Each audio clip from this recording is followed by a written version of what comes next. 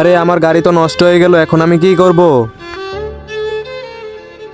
Uncle, এই গাড়িটি কি আপনার? হ্যাঁ বাবু, এই গাড়িটি আমার। শুধু এই গাড়িটির বোনাটটি খুলে দেন, আমি আপনাকে 10,000 টাকা দিব।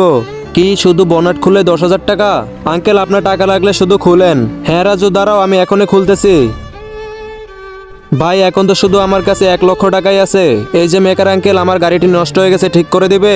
আরে ভাই, এই বাচ্চাটি তো গাড়ি নষ্ট হয়ে গেছে, এটাকে 1,00,000 টাকা কিনে নেই। আরে বাবু, তোমার গাড়ি তো নষ্ট হয়ে গেছে, টাকা নাও এবং গাড়িটি আমাদের দিয়ে দাও। আরে আঙ্কেল, যে খারাপ গাড়ি কে নিবে?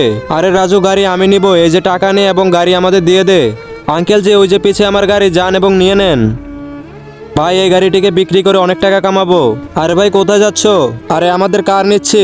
কে বললো এই কারটি আপনাদের? ওই যে ওই বাচ্চাটির গাড়ি না এটা? আরে ওর গাড়ি তো ওই পিছনে। তার আগে টাকাকে বেশি ভালোবাসো নাকি নিজের মাকে? যদি নিজের মাকে বেশি ভালোবাসো তাহলে ভিডিওটিকে একটি লাইক এবং সাবস্ক্রাইব করে যাবে, সাথে তোমার রবের নামটি কমেন্টে লিখে যাবে। আরে কি হলো, এই গাড়িটি আমরা 1,00,000 টাকা কিনে নিলাম।